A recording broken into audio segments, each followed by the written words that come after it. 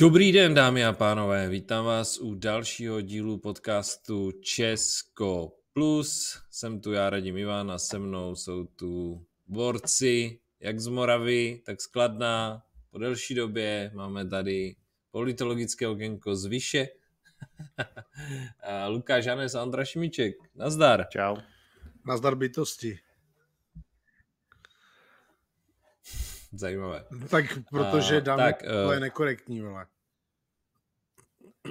Jo, takže hi all, jako jo. Hi all, ano. Nazdar bytostí, vole. Já říkám dámy a pánové, no, tak aspoň v něčem jsem konzervativní, když mě mají všichni za totálního progresivce v konzervativní straně. My nejsme konzervativní strana. Nikdy jsme nebyli.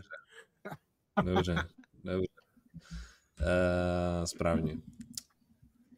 Včera jsme měli diskuzi, že Ondro, na X-ku, kdy jsme oba zhodně tam někomu argumentovali, že nevadí, že máme trošku socdem lidovce, protože jsme měli trošku socdem Václava Klause v pár vládách. Tak jako víš co, to je prostě ono je o pravici jako jednoduché kecat a složitější to dělat, že?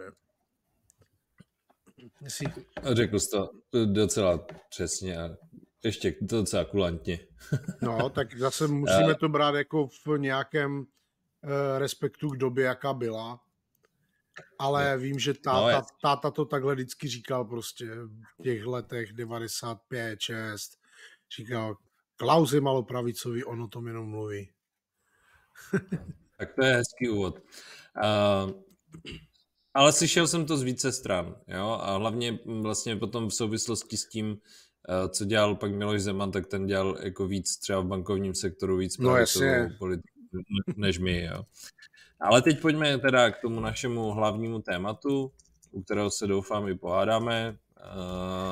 My? A to sice... No, uvidíme.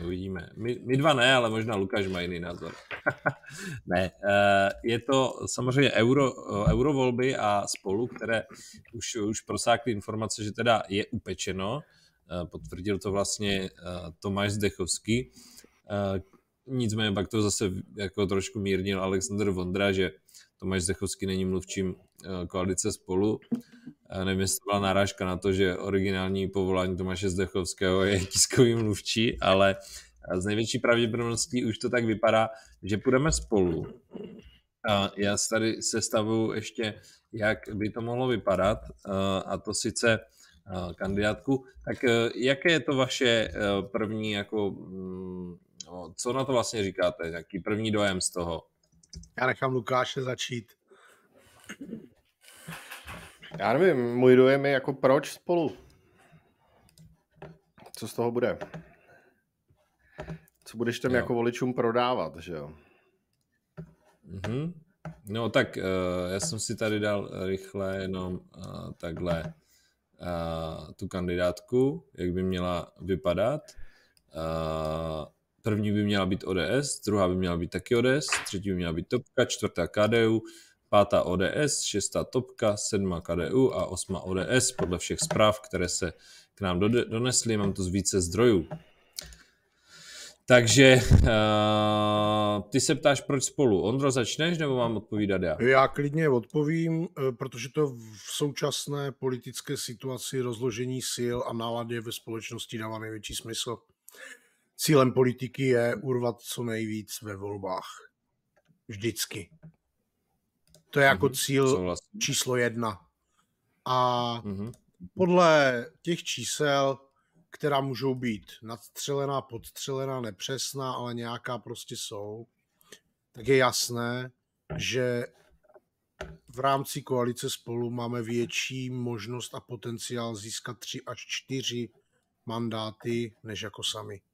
Sami dostaneme 2. Počkej, jenom abych to shrnul, sami jako ODS měla v minulých volbách 4 mandáty. Jo, OK, teď budeme mít 2. Takže my budeme mít 2, aby jsme zachránili subjekty, které měly být dávno pod čarou ponoru? Ne, my budeme mít 2, aby my jsme měli 4. Tak. Jdeme do koalice, aby jsme měli 4. Takže tam budeš brát strany, se kterýma vůbec nemáš jako programový průnik? Nebo já nevím, jak to tam voličům budeš vysvětlovat, tohle, víš? Já nevím, jak budeš vysvětlovat voličům na podzim krajské volby, když se do Evropy vysekáš, budeš si nadávat, vole, do eurohujeru, kokotu a konzervativců a krajské volby jsou za 4 roky. Jako to není o jedných volbách, to je o nějaké strategii, buď to koalici rozpustíme, dejme tu zemi nacistům, vole, a Babišovi, anebo v ní pokračujeme, jako nic jiného nemá smysl. Žádné takové prostě, na tyhle volby se nám to hodí, na tyhle volby se nám to nehodí. To jako, to může zajímat 10% lidí, vole, kteří se zajímají o politiku.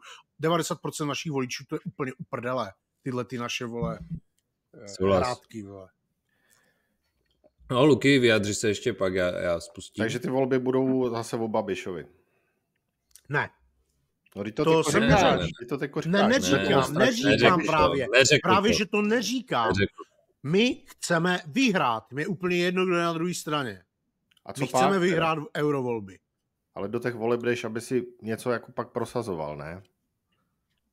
Já si myslím, to samozřejmě, že všechny osobnosti na té kandidátce, minimálně teda od nás, mají za sebou, nebo minimálně ty první dvě, a kdo je, že Ondra Krutílek je Fialovec a pravá ruka Vondry, tak taky prostě se ví, tak budou prosazovat svoje vidění světa. Že tam do toho může házet vidle Luděk Niedermayer je možný, že,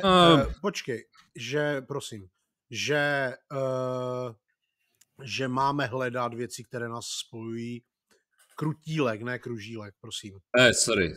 Že máme hledat věci, které nás spojují a ne které nás rozdělují, to je jako další věc. Jo? My tady jako opravdu máš za to, že průměrný volič ví, že jsme ve 2 různých frakcích. Průměrný volič neví, že frakce existují. No já myslím, že opozice se postará o to, aby se to dozvěděl a moc dobře se postará o to, aby věděli, co tady prosazoval Luděk Niedermayer a ta jeho frakce v minulých letech, že jo? Můžu už vstoupit? Ale my přece nevíme ještě ten program, Lukáši. A to, co nevíme program, ale víme, co tam ty lidi prosazovali a ty lidi za topku, jako i když to nebude Niedermayer, tak nebudou tolik rozdílný. Jako Pospíšil? Jirka Pospíšil? No, nebude. Tak. Nebude. Myslím si, že nebude od nás, hele, jako Jirka Pospíšil bude možná víc ODS než někteří jako ODS, ale to je jedno. Zaprvé, nevíme, že tam bude Niedermayer, nikdo to nepotvrdil, ani Markéta Pekarová Adamová, ani žádný jejich vrcholný orgán, nikdo to nepotvrdil za mě. Stejně tak nevíme, kdo je případná dvojka, spekuluje se o jménech jako je Kalousek, Pospíšil, Samozřejmě máš naprostou pravdu v tom, že musí dojít k jakémusi politickému kompromisu, ale od toho přece teďkom je to vyjednávání a tvorba nějakých 10 bodů, prostě, které budou jako společné, za co tam ty strany jdou. Na tomhle se oni musí shodnout a pak se můžeme bavit o tom, že to je volitelné. Jo?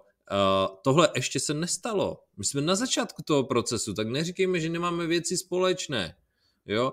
Já si myslím, že koalice Spolu, a myslím si velmi podobný názor s Ondrou, je vlastně jako defragmentace české středopravicové politiky, za mě naprosto správně, a je jasné, že když se spojují 3 strany, které ty říkáš, že jsou rozdílné, já tam za tolik těch rozdílů nevidím, dostanu se k tomu, tak je jasné, že musí odpadnout extrémy na obou stranách. A pokud je extrém Luděk Niedermayer s jeho zelenými názory, nebo na naší straně Honza Zahradil se svým národním konzervatismem, nebo část KDU, kteří preferovali a preferují spíše tu politiku směr socdem. Já ti tak řeknu, tohle co bude určující v těch volbách. Podle mě bude určující migrace. A ten směr, který prosazuje TOP 09, je diametrálně odlišný od toho, který prosazuje ODS. Promiň, ale ty si neviděl ještě žádného politika změnit názor, jako sorry.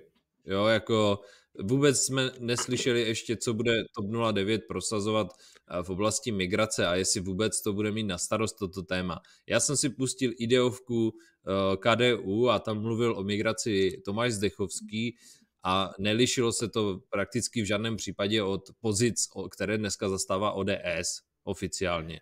Jo, takže já bych byl na to opatrný, já bych si počkal.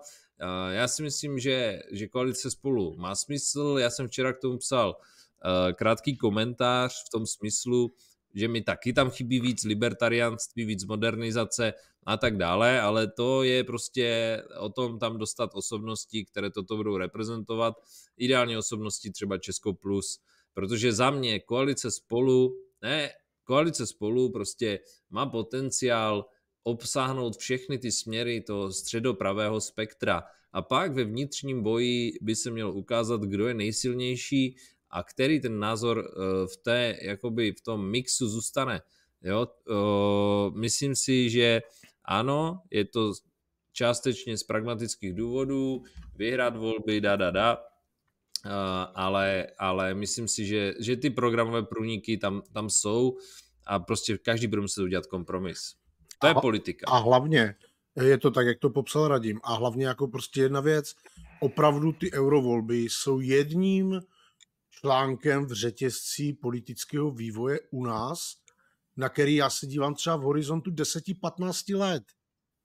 Na podzim jsou krajské volby, za další 2 roky parlamentní volby. Tak OK, jako můžeme si tady říkat, vole, vy jste špatní a já do dneška budu tvrdit a všem to budu tvrdit, že prostě radši budu spolupracovat a hledat kompromisy na věci, které si shodneme prostě s Ivanem Bartošem, než prostě s kurvama z holdingu, jako. Mě už to jako nebaví ty keci, vole, běžte s ANO, běžte s Babišem, vole, vyhoďte ty progresivisty. Já prostě s těmihle zmrdy prostě, vole, otroky chemického Ali nikam chodit do vlády nebudu.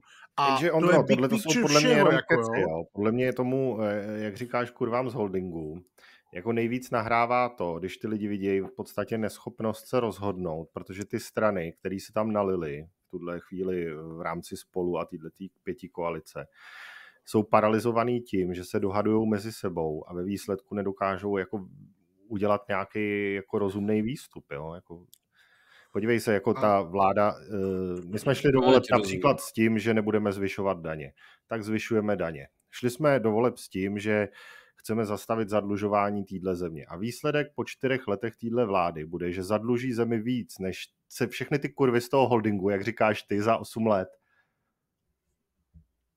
Ale ty vole, oni nezačínali v bodě 0. Oni nezačínali v bodě 0. Ne. nezačínali v bodě 0. Nech mě domluvit. A potom budeš říkat, že jako s čím chceš jít do těch dalších voleb. Protože největší argument vždycky na zvyšování daní, zadlužování a tak dále je za prvé Babiš a druhé je, že to je 5 koalice a je to složitý se dohodnout, takže musíme dělat kompromisy.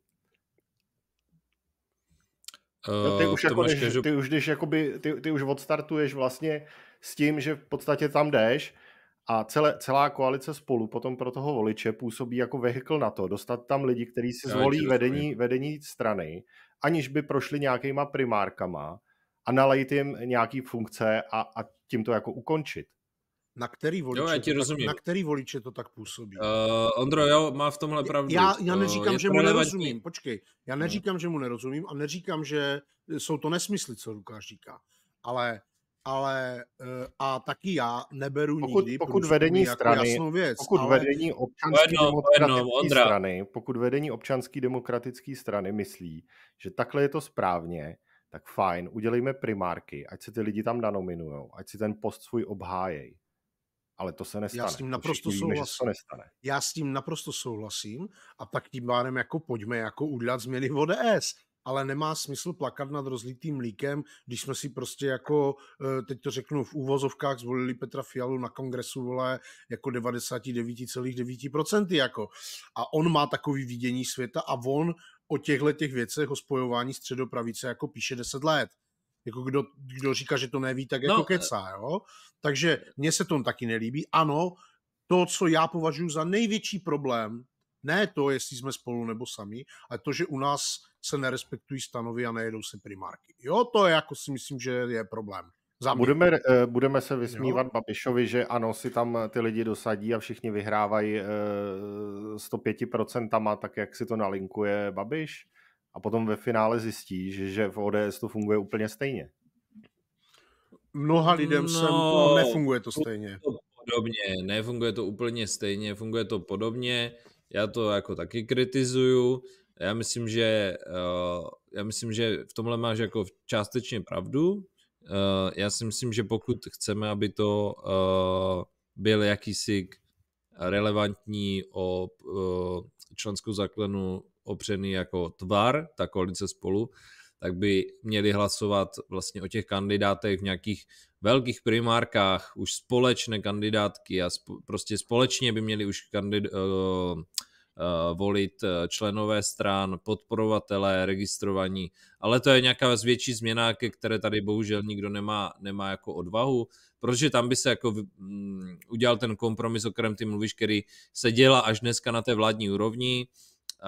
Dělá se tím způsobem, že prostě ty pozice a ty čísla byly rozděleny nějakým vedením, nějakými stranickými sekretariáty a tak dále.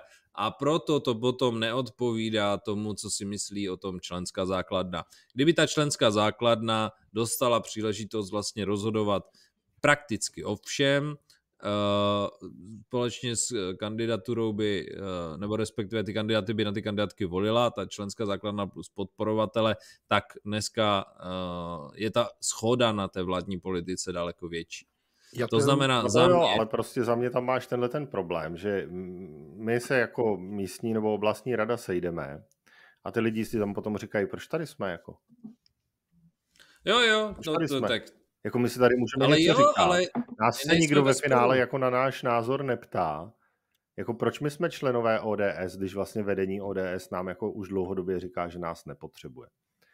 Ale máš naprostou pravdu a je to věc, o který se bavíme dlouhodobě. To přece víš, že se o tom bavíme jako furt. Vzkaz vedení ODS do členské základny je, vy jste nám úplně uprdele, až budou volby, tak přijďte nás zvolit znova. Díky, čau.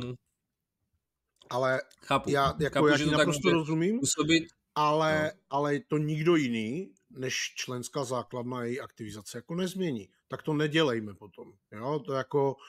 To je jako jediná věc, což mě nedá, protože prostě jsem homopolitikus a vždycky to dělat budu. A hledám cesty, jak to změnit. Jo? Ale ale Lukáš má pravdu, já ho vůbec jako já ti neříkám nedělejme, takže já ti říkám, že se to se děje, jako, že to neděláme. Ale tohle 20% lidí za pár let, jenom protože prostě oni s tím nesouhlasí a nevidějí žádnou cestu, jak by to mohli změnit. Se nikdo neptal na kandidátku do parlamentu, my jsme ji takhle dostali hotovou a řeklo se, chcete ji takhle, jak nám ji předkládá vedení, nebo nechcete, hlasujeme. No, já vím, o čem mluvíš úplně přesně, no. A tak jako tak pracujeme na tom, aby se to změnilo, že jo? No, tam ještě otázka, jestli to bylo schválně, tak samozřejmě v tom hrál roli ten covid, protože tam, pokud se nepletu, tak ve většině případů o té poslanecké kandidáce rozhodovaly rady a ne sněmy, jo? Což za mě je špatně. Pokud teďka bude rozhodovat o nějakých kandidátech znovu rada a ne s nimi, tak je to zase špatně. A o to máme jako Česko Plus, že jo, my to takhle praktikujeme. Myslím si, že my to děláme tak, jak by se to dělat mělo, a to sice, že vlastně možnost vyjádřit se má každý, možnost hlasovat má každý. Já si myslím, že v pravicové straně, jako je ODS, ale i Topka nebo KDU-ČSL, tak ti řadoví členové jsou dostatečně informovaní, inteligentní a tak jakoby zainteresovaní, že by zvládli, já nevím, přímé volby kandidátů úplně v pohodě. Po nějaké registraci, tak jak se registruje no, tak my to měníme, ne? Prostě nebo... jako třeba na hovno mi přijde to, že tady se říká, na základě průzkumu prostě vidíme, že jako Spolu dává větší smysl. Já tohleto absolutně chápu, ale žádný průzkumy jsem neviděl. Vy jste je viděli? Tak přečti si Michala Kormaňáka na z Ipsosu. Průzkum ven nedává, ale komentuje to docela umírněně, ale úplně jako zřejmě, jo? Já jsem to čet. Ale to přece není jako tak, že tohle je jediná alternativa, kterou ty můžeš jít. Prostě já si úplně nemyslím, že ty členové ODS to tímhletým způsobem cejtějí. V mnoha případech to podle mě tak není. A pokud to vedení to nedokáže obhájit normálně mezi tou členskou základnou, tak přece nemůže po nich chtít, aby chodili volit. Tyhle ty volby budou o tom, že ti může přijít hardcore jádro. Podívej se, kolik lidí chodí volit do voleb do Evropského parlamentu. A pokud ti nepřijdou členové ODS, pokud ti vystupujou z té strany, jako se to děje u nás, tak jako ty vole, jak jako to chceš vyhrát? Tomhle jako naprostý souhlas. Jo? V tomhle je tvá kritika oprávněná z mého pohledu. Zaprvé jenom nelze předvídat jakékoliv volby, jo? To znamená, může se tam přesně stát, nedojde ti hardcore jádro, zase ti může stát, dojde ti něco navíc, které prostě má radši koalici Spolu, ale souhlas, že o tom, jestli jít nebo nejít a pokračovat, tak měla rozhodnout ta členská základna. Z mého pohledu o tom vlastně rozhodla volbou Petra Fialy, což tady říkal Ondra, ale já si myslím, že by zvládla rozhodnout i v průběhu v každém souhlasím. Jo, tam nejsme ve sporu. Ale to je vnitrostranický mechanismus, jako jo? Ano. Tam asi nemáme vůbec žádný spor, tam si myslím, že jsme úplně na stejných pozicích. A já teď se na to chci podívat z toho hlediska, jako ty věci pro a věci proti, jako jít dohromady nebo nejít dohromady. Já prostě mám tu hlášku, kterou jsem použil v nějakým tom svým textu. Mimochodem jsem to mediálně začal zvedat já jako v dubnu, jako první člen prostě, jo. Že mi to sralo, že se o tom nemluví a že jako, že je ticho po pěšině ze všech stran, tak jsem to jako rozkopal. A ano. Můžu jednu poznámku? Jo. Zároveň další věc, co jsme kritizovali tady posledně, a která platí, tato debata měla být někdy v květen, červen. Tam se z mého pohledu mělo rozhodnout, jestli jdeme spolu. Jo, souhlasím. Máme říjen a je málo času na to udělat ten kompromis. No a to není kompromis. Jako já, pokud ti to odcituju takhle, tak Kromaňák na tom Twitteru, a to je jako něco, co prostě ty těm lidem jako nevysvětlíš. Jo? My máme ve sdružení starý lidi, kteří prostě X-ko nepoužívají a tak dále. Tak on tam píše, že jediná šance, jak aby tohleto fungovalo, je ta, že ty lidi musí být jako na stejné vlně a působit jako nějak koherentně jako spolu. Tak jak to má být, jo. A potom máš vyjádření Zdechovského, který ti hází něco do prostoru a neguje ti to Vondra, který má lídrovat tu kandidátku, že? To jako vůbec jako nezapadá dohromady. A to jako tohle zrovna ten fight byl jako jenom o tom, kdo dává info ven, jako to nebylo o žádných věcných věcech. A já jenom dokončím to, co jsem chtěl říct, protože jsem to nedořekl. Že ta základní myšlenka je, že sami jistě ztratíme víc, než spolu můžeme získat. A já prostě, pokud nepůjdeme v koalici, tak rezignuju na to uspět v těch volbách. Úplně na to rezignuju, protože znám ta čísla. Počkej, a teď tam nejsou 100%, ale ta čísla nejsou 100%, ale úspěch je, za mě, jeden je úspěch mandátovej, to znamená 3 až 4. Jsem přesvědčen, že se o tom musíme pobít. Počkej, teď máme 4. Sami to nedám. No dobře, ale teď máme 4, ale ty volby byly kdy? My tady máme jako průzkumově neveřejně jako 13,5 s potenciálem 17. To na 4 není ani omylem. Ty mi tady vážnou tváří prezentuješ jako úspěch teorii nerůstu. Ne, já jsem realista, jako dívže, jako můžeš si z toho dělat prdel, můžeš jako tady snít o 6, o 8 mandátech, tak prostě jako žijí v jiné zemi, takhle to tu jako nefunguje. Je úplně jasné, že my prostě nebudeme mít 30% v těch volbách, ani 25 sami. Prostě nebudeme. Můžeme si o tom snít a potom říkal, půj škaredí lidovci ve vládě kvůli ním ODSka neuspěla. Hovno, ODSka neuspěje proto, že není schopná oslovit voliče, kteří volí Spolu a nevolí ODS. Jo?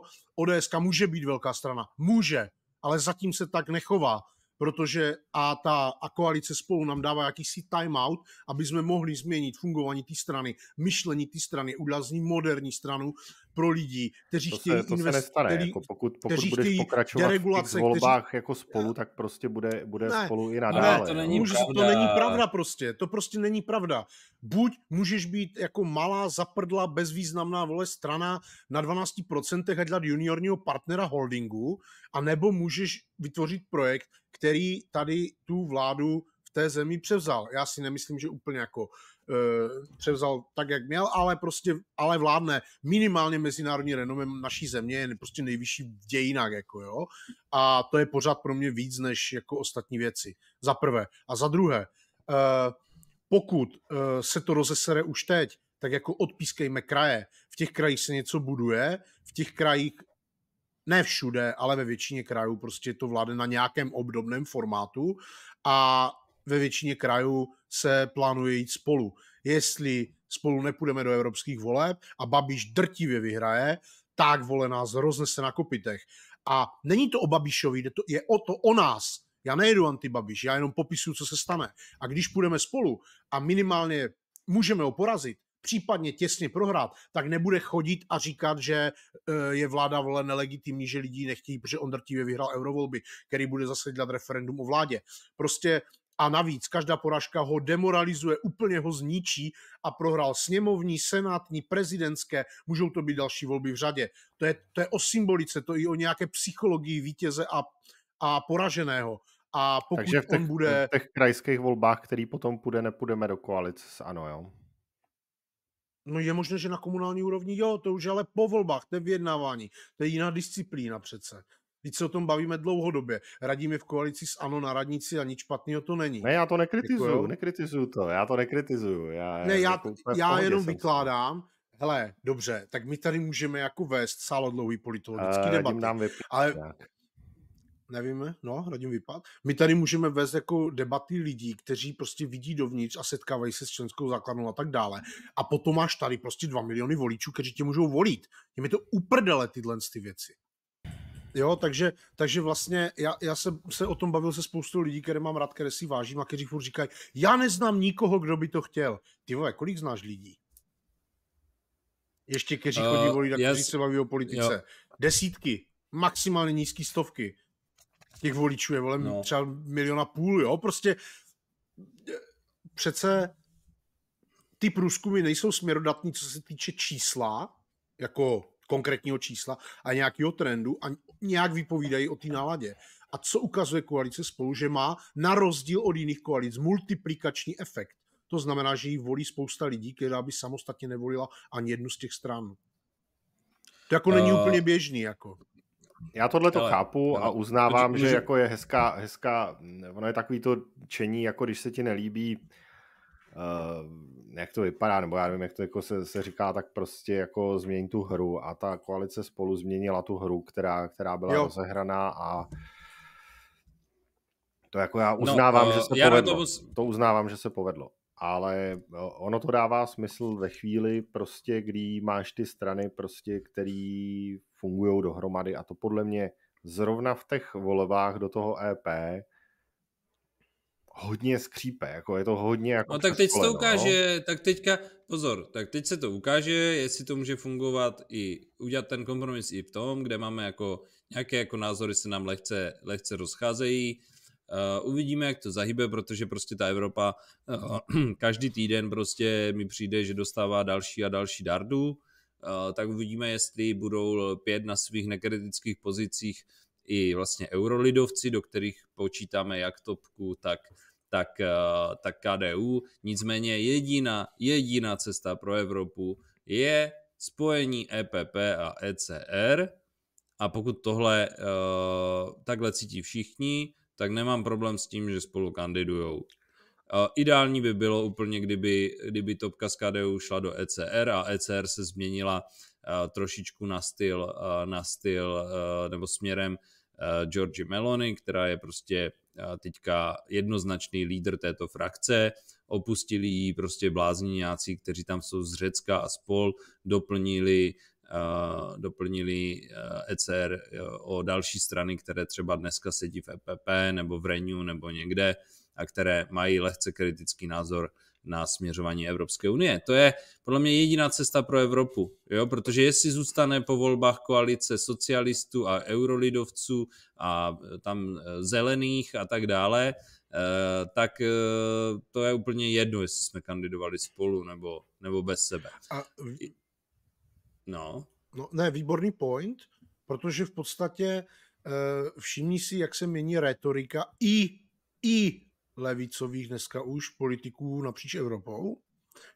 To, že my jsme to říkali, to je pravda, jo, že nám nadávali vole do Putinových agentů, protože nepodporujeme zelenou vole progresivní jako ano. Evropu, to je pravda, OK, jako my si to s nima můžeme potom někdy v diskuzích jako nebo v textech a tak dále jako vyříkat, že nemají sebereflexí, že v podstatě jako mainstream levicově progresivní vole tady prostě 20 let manipuluje s lidma, lže, to prostě dané, to my to víme, jako můžeme si tady jako plácat po ramenou, ale to nám nic nepomůže.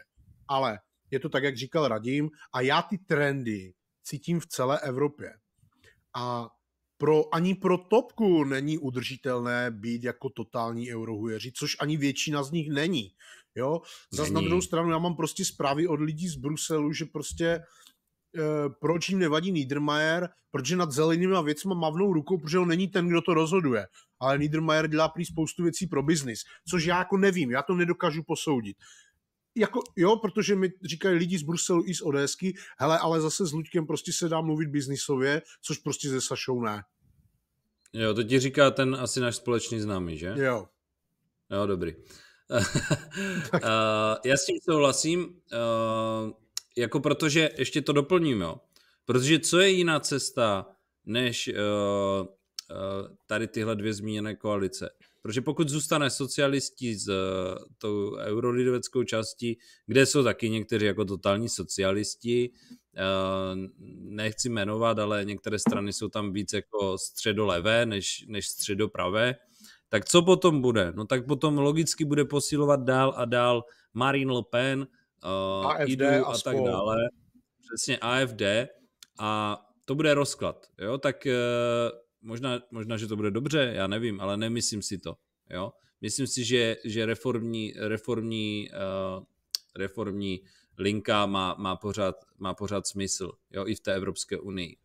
A je to jednoduché, pokud dokážeme protlačit tento náš reformní názor uvnitř koalice Spolu, dokážeme přesvědčit, aby šli s náma do ECR, tu ECR překopeme, očistíme a dáme jí nějakou jako konstruktivní, pozitivní linku, opřeme ji o Giorgiu Meloni, tak já si myslím, že tudy cesta vede, protože když si podívám dneska na stav, jaký je v Německu, podívám se na stav, jaký je ve Francii, z hlediska lídrovství, jasně, Macron je asi silný lídr, ale asi není to úplně ten na šále kávy. Ale tak, už taky hodně jako se posouvá. Tak to nepopulista, že jo? No, protože ví, že mu ta Marine prostě teďka bere jako ve velkém, že jo? Ale myslím si, že prostě ten směr té Itálie, navíc já mám Itálii rád, tak a Lukáš taky, že jo, ten jezdíme, takže já myslím, že tenhle směr je jako správný, ale vrátím se ještě k jedné věci, mluvám se, že jsem dlouhý. A to sice, jak se vlastně dneska transformuje ta politika, jo? Protože my jsme zvyklí, že teda ty tradiční strany a tradičně ty sekretariáty a to vedení jako o tom rozhodne nějak a vlastně se té členské základny neptá. Já si myslím, že se zkracuje díky toho, že dneska máš ty informace rychlejší, máš je všude, internet a tak dále a tak dále a tak dále. To znamená, ta informovanost těch řadových členů je daleko vyšší než před lety, proto podle mě vznikl delegátský systém, protože ti členové neměli tak podstatné informace a museli někdo zastupovat, tak já si myslím, že se to jako zkracuje.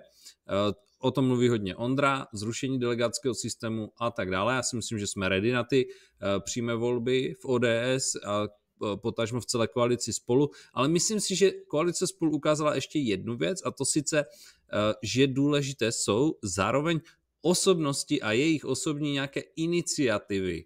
Jo, to znamená, já si myslím, že prostě v koalici Spolu může být v nějakém dlouhodobém horizontu klidně ne 3 tradiční strany, ale můžou tam být 3 tradiční strany a nějakých klidně 15 dalších iniciativ. Jo? může tam být modernizační iniciativa Česko Plus, může tam být, já nevím, poraďte mi, jo? Něco prostě, co bude prosazovat, já nevím, Jindra Vobořil se svým liberálním forem, které bude prosazovat prostě legalizaci a tak dále a naopak tam může prostě spolu koabitovat prostě tradiční klausovské křídlo, jo? Když to tak řeknu, přeženu. To si myslím, že může být, ale musí dojít k tomu, že prostě ty věci a ty volby a ta tvrdá vnitrostranická politika bude probíhat a bude uvnitř, jo? Protože ještě tím Twitterem a tím vším stejně dneska lidi chtějí volit osobnosti. Vychází to ze všech čísel to vychází. Lidi chtějí volit osobnosti. Už nechtějí volit tady ty strejce, které jim nadiktuje nějaký stranický sekretariát. Teď nevím, jestli kritizuješ tu kandidátku, nebo ne. Nechci být zlej. To byl popis toho, že se politika vyvíjí a zájem lidí o politiku se mění oproti tomu, jaký byl v minulosti. Možná ne v kvantitě, ale ve formě. Jo. A tam je ještě důležité jako jedna věc. Častým argumentem, když jsem se třeba o tom bavil i na nějaký besedy s paní Vrecionovou a tak. To jako bylo, když se prostě řešilo to Euro 7 a tyhle ty věci a že Saša k tomu dělal zpravodaje a Kupka se Sašou vyjednali něco a tak dále, tak někdo, tady my jsme se tomu smáli, že někteří se tomu smáli, že jako slavíme to, že jsme zabrzdili modernizaci, ale nebo jak to bylo, ale o to nejde. Tady vůbec nejde, jak to dopadne, jo? Že Euro 7 nebo 8 nebo 12 nebo 6 jako nijak neovlivní jako automobilový průmysl v podstatě jako výrazně. Jo? Prostě ty trendy jsou nastavené a jsou dané. Ale co je podstatné, a to je strašně důležité, úplně jedno, z jaké si frakce, za koho si kandidovala tak, že díky Fialovi, a teď to úplně říkám napřímo, je to díky Fialovi, a díky jako vládě Petra Fialy, našem předsednictví, tomu, že už tam není jako člověk, který krade ze společných peněz, a pak se fotí selfiečka s Macronem, je to kvůli tomu. Tak prostě stoupá naše renomé a berou nás ti lidi vážně. A to, že Vondra s Kupkou dokázali udělat napříč státy koalici, to by žádný hochštapler, z holdingu nedokázal, protože se jim všichni akorát smáli. Ale Vondru i Kupku, a můžeme třeba s nima souhlasit nebo nesouhlasit v jiných věcech, to je jedno. Ale protože jsou ze země Petra Fialy, ty to řeknou nadsázkou, že jsou z České republiky, která má dneska takové mezinárodní renomé a evropské renomé a zvládla předsednictví a postavila se k válce na Ukrajině a tak dále, tak proto je respektujou ti lidi. Proto jsme schopni tvořit na konkrétních určitých věcech mezistátní koalice. Třeba v jádru se to může teďkom, jo, jako třeba do budoucna nějakému jako neřeknu ten výsledek, ale příklad, můžeme takhle tvořit koalice, že takhle se to dělá 20 let v té Evropě. My jsme na to 20 let srali. Dneska to umíme. A úplně vlastně jedno. Pro mě je důležité, aby zůstalo to renomé té země na tom mezinárodním a evropském poli. To je třeba pro mě úplně to nejdůležitější. Protože to ti dává sílu, víš? Jako, že ti to dává sílu jako z zemi. A je úplně jedno, kdo tam jako je. Souhlasím absolutně s tebou. Myslím si, že si trefil jedno jádro programu společného, protože všechny 3 strany podporují jádro. Jo? Což je za mě jako klíčové. Protože pokud chceme mít tady prosperující zemi, tak potřebujeme levnou energii, zároveň potřebujeme i dostatek lidí, ale těch správných lidí a vlastně já teď nevím tu topku, která jsem se díval za nějaké 3 týdny s ním, 11. Tak tam ještě nevím, věřím, že tam si budou nějak jako vyjasňovat ty pozice a že to tam padne, ty názory. A hlavně bude Markéta obhajovat funkci. No jasně, ale to jsem nechtěl říct. Ale jádro je jeden z těch jako pilířů toho programu, které si myslím, že by tam být měly, protože je to národní zájem České republiky, aby se pokračovalo v malých jaderných reaktorech. Lukáši, ty mluvíš často o té fúzi, tam si myslím, že bychom se taky měli zaměřit, takže to ti koalice spolu určitě doručí. A ještě... Možná pojď. Líknu jednu věc, to je jenom jako, ať prostě je nějaká sranda. Za to asi strašně dostanu ze všech stran a nejvíc od něj, ale bylo mi řečeno z nejvyšších míst TOP 09, že Jirka je no way. A že jistě nebude. Tak uvidíme, koho tam vystřelí topka, no. Ještě jenom... Mají tam někoho jinýho ještě? Nevím, třeba prostě poslou někam nějaký mladý, nevím. Možná, že jo, jako vem si lídovci vytáhli toho Františka Talíře a já vím od ODSáků z kraje, že to je strašně super borec. Jakože je bezvadný, že je trošku hodnej moc, ale že je hrozně chytrej a jako vlastně jako strašně rozumnej lidovec. Já to já jim neberu, jako mně se tohleto líbí a to jako já jsem úplně s tímhletím OK. Jenom tam nikoho nevidím teda od nás, jako novýho v podstatě. A nevidím tam jako, jasně. Jo, jako tím souhlas. Kružílek, já vůbec nevím, kdo to je teda popravdě. Krutílek. Ondra Krutílek byl minule 3 a Saša ho přeskákal. No tak možná je nějaký signál, že jo. Tak Saša přeskákal všechny, že jo, to si zase jako řekněme. Já jako neříkám, že jako to. Tak minule se tam nedostal kvůli tomu, že jo, že on ho skočil a vystrčil. No, já nevím, tak jako topka tam má ještě nějaké, má tam samozřejmě nějak mladé, tak má tam nějaké úspěšné poslance, ale pochybuju, že by si sáhli na poslance, ale vlastně Marek Ženíšek je teďka poslanec? Je poslanec, jo. Takže ten asi zůstane. Jo, jako něco tam mají určitě, někoho vytáhnou. Možná z pražské politiky někoho jiného. Než jako jeden z těch problémů, když se vrátíme k té kandidátce, já vím, že se jako točíme v kruhu, je ten, že ona celá ta věc trošku vznikla ve chvíli, kdy Stan nasadil Nerudovou a oni tam vlastně nasadili jako silnou kartu. A tam se to zatřepalo docela. No. A teď jako pokud se budeme bavit o tom, že mám krásný hrníček. Spolu jako do toho mělo jít teda s touhletou silnou kartou, kterou si někde jako vychovali nebo vytvořili, tak prostě my nic takového nemáme, že jo. Já tam vidím Sašu Vondru, OK, ale prostě za nimi je jako, sorry, pusto prázdno, že jo. Ano, proto jsem mu říkal dneska super lídr. Ale tak počkej, tak jako Tomáš Zdechovský si nazbírá preferenční. Jede fakt... Jako já jsem viděl teďka jeho projev na té ideovce. Za mě už jsem viděl jeho lepší projevy z hlediska formy. Obsah byl jako OK, ale on ty své voliče má a prostě on maká už, já nevím, celý rok jako jezdí, jde vidět, furt něco jede. On prostě má svoje lidi, kteří ho budou volit a které to osloví. A on to dělá pro ně, on jde pro svoji cílovku a je mu úplně jedno, kdo ho hejtuje za co, jako v podstatě. Jo. Takže já si myslím, že Tomáš Zdechovský pozbírá dost preferenčních hlasů, upřímně. Jo. Protože je to přesně ten typ osobnosti, která budí jak chválu, tak samozřejmě negaci, hlavně teda na Twitteru, když tam, já nevím, komu to tam psal, jestli má kamarády a podobně.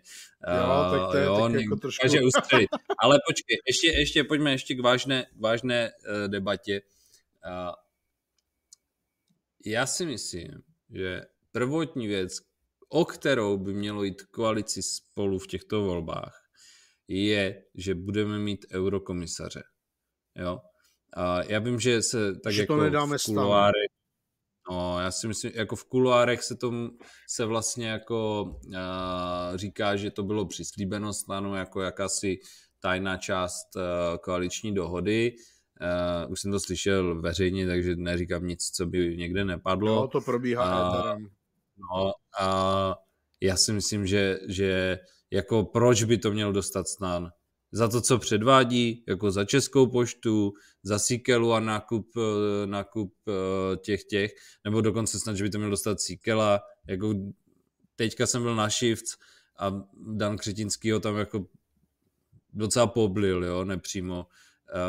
Myslím si, že a to nechci říkat, že by měl určovat Dan Křetinský, kdo je ministr. Já právě nevím, jestli pochvala od Dana Křetinského je pro toho ministra jako plus, nebo polibek smrti. Jo? Asi tak. Ale... hele, počkej, minimálně se jako s těma lidma musí nějak jako rozumně bavit.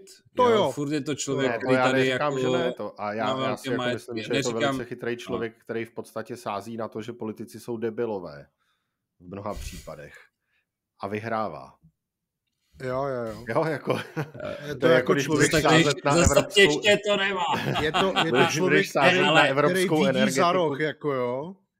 Hele, jenom, já opravdu nechci, aby byla eurokomisařka další prostě Věra Jourová, která se bude jmenovat akorát, no já vím, však říkám, další Věra Jourová, která se akorát teď bude jmenovat Danuše Nerudová. To já nechci, protože já tam chci politika, jo? A za mě ideální, prostě ideálně to splňuje pan Alexandr Vondra, jo? To je za mě prostě osoba, která má zkušenosti celoživotní, z diplomacie. Teď měl prostě zářez, jak nikdo z českých europoslanců v historii, co jsme jako v Evropě, prostě ukázal, že na to má. Je to náš super lídr, prostě pokud uděláme dobrý výsledek, vyhrajeme volby, tak prostě, hele, stane sorry, tak vám dáme tady nějaký, já nevím, dopravní inspektorát radši v Bruntále nebo něco takového a prostě my si tam nominujeme svého člověka. Nástěnku, zprávu nástěnky v Březoví. Ano. Ne, ale je to pravda, to si myslím, máme vítěz má určovat noty. A je to člověk, který prostě bojuje za jádro, dobře, já se s ním nezhodnu v jeho proklamacích, že zachrání spalováky, nezachrání, možná budou jako, ano, ty syntetická paliva, tak budou asi, ale to bude přesně proto, že on si bude moct, ten člověk, který má rád řízení spalováků, to auto půjčit, pěkně si za to draze zaplatit a jít si někde na okruh zablbnout, jo? Takhle budou fungovat spalováky v budoucnosti. Ale prostě to jako nejde, že jo? O to nejde. Jo, tam o to nejde, ale prostě má kvality, je prostě úplně jinde než většina těch kandidátů vůbec, možná ještě na podobné úrovni bych řekl, že ale ta zase nebyla až tak do politiky, tak ta Dita Charanzová, o které jdou jako zprávy, že je velmi vlivná hráčka a spíš v tom zákulisí ten Vondra prostě dokáže získávat podporu lidí a myslím si, že mít eurokomisaře, který dokázal vyhrát volby s velkou podporou, že to může jedině pomoci, protože ten, jako, můžeme se tomu smát, ale ten demokratický deficit prostě lidi cítí. Jo? Jinak kdyby ho necítili, tak těm volbám chodí prostě minimálně třeba 50% lidí, což se asi prozatím nestane. Je to, jak říkáš, a ještě jako doplním, výborná věta, která byla, já chci, aby to byl politik, jo? Protože teď, když to řeknu blbě, tak a bohužel je to i do vlastních řád, i když většina jako teda zrovna z těch, s kterýma já mám blízký vztah, tak ty tam řadím, tak prostě jsou jako politici Ačkoví, dejme tomu, Bčkovi, Cčkovi, tak jak můžeš prostě všechno rozdělit, tak Saša je určitě Ačko prostě. I když s ním nemusím souhlasit v některých věcech nebo něco, ale je Ačko a jakýkoliv politik prostě ze stanu jako není v Dčku, jako tam jsou nejlepší jako jejich, jo. Takže ty dostanu strašně přes zubu, ale to je prostě realita. Ne, je to tak. Takže... Hele, jako to je velký, já bych řekl, že tohle je benefit, tedy jako proti Nerudový, protože tam vidíte, jak to dopadá, jako tato politika na Slovensku, jo. Jako to je úplně, jako skončilo úplně hrozným způsobem. Já nevím, kdy tam budou prezidentské volby, ale jako ta jejich Čaputová to byl jako totální fail, že jo, když se na to člověk... No, jasně. Souhlas a hlavně prostě z ní jde tak strašně cítit, že prostě jako je jedno, jestli vlastně bude prezidentka, nebo potom se spekulovalo, že by šla do vlády, nebo pak že na senátorku snad se ani nespekulovalo. Ta už nepůjde nikam teďko, že jo? Teď se stane se Evropou. Ne, Čaputová. Já jsem mluvil teď ale paní Nerudová, jestli se dostane do Europarlamentu, což pravděpodobně jo, tam jejich voliči přijdou prostě jako nějaká skupina těch jejich voličů z prezidentské volby přijde. Byl to velmi pragmatický tak, že ji získali. Já jsem vždycky říkal, vole, postavte eurokandidátku a dejte tam Danuši jako u nás, protože ti prostě získá hlasy, jako, a bude v tom Europarlamentu prostě tečka. To jako... Jo, jenomže já jsem o tom taky jako mluvil a myslel jsem si, že to může být dobrý, jenomže prostě tak z ní jde tak strašně cítit, že si chce jít pro tu nějakou tu funkci.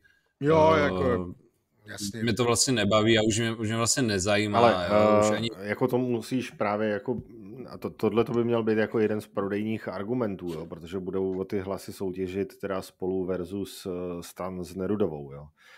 A ten prodejní argument je prostě to, že ten Saša Vondráč si o něm můžeš myslet někdy cokoliv, je prostě autentický v tom, co říká, protože to říká dlouhodobě a jede si pořád tu svoji linku. A ona je prostě jako maňásek na... jako který bude říkat zrovna to, co bude populární, že jo? V podstatě Babiš pro lepší lidi, že jo? Jo. Je to tak. Já vím, že to je jako zlý, ale je to tak, jako jo. Dobroš. Okay. Je to tak, máme za sebou 50 minut, tak dáme si jenom okýnko na našich platform. Technologické okýnko. Ne, počkej, chceš? Máš něco? Mám dobrou to necháme. Kluci, to necháme na příště, já musím jít pracovat. To nechme. Nechme si technologickou novinku, jenom aktuálně. Máme Česko plus Coffee, kde naleznete všechny záznamy politické kecárny od Ondry. Naleznete tam naše interní meetupy, se kterými začínáme. První takový, myslím si, že třáskavý a zajímavý, bude 1.11.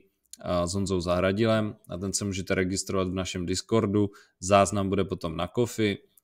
Coffee je platforma, kde jsme spustili vlastně náš nějaký podporovatelský model za 5 €, politická kecárna za 4 €. Je to z toho důvodu, že to chceme dělat líp a profi a nabídnout záznamy z některých našich diskuzí a kecárny. Už tam máme něco vybráno, nějaké lidi tam máme, takže za mě super, pěkně to roste. Dneska večer, to znamená, teď jsem si na sebe ušil bič, dneska večer v pondělí 23. Bude politická kecárna, kde ještě rozjedeme dále to téma, takže určitě doražte. A z těch akcí, které chystáme, tak se uvidíme osobně jako Česko plus 17. listopadu na Národní třídě. To je teď asi tak to hlavní, co můžu říct. A samozřejmě doražte za náma na Discord. Je tam bohatá diskuze, nikdy nekončící, někdy tvrdá, úplně o všem. Pokud vám třeba nevyhovuje už X-ko, jste středopravicový, spíš pravicový a chcete si popovídat normálně bez nějakých prostě idiotů, kteří vás budou posílat do Ruska a podobně, tak doražte za námi. Řekl jsem to dobře? Řekl jsi to skvěle. Přijďte na Discord a podporujte Česko plus, protože my, byť vidíme samozřejmě budoucnost primárně v naší straně, aspoň já, tak bez Česka plus se ODS v budoucnu neobejde, protože my přinášíme ta témata, my umíme agendy a my máme chuť měnit věci a táhnout je k lepšímu. Takže nás přijďte podpořit a těšíme se v 8 večer v politické kecárně a zas někdy podcast. A když tak na nás dívám, tak jsme docela hezcí lidi. Příště chci technologický okýnko. Ano, příště bude technologický okýnko, tím začneme. Jo? Dvakrát. Okay. Dobré. Dvakrát. Tak díky. Čau. Čau, borci. Čau.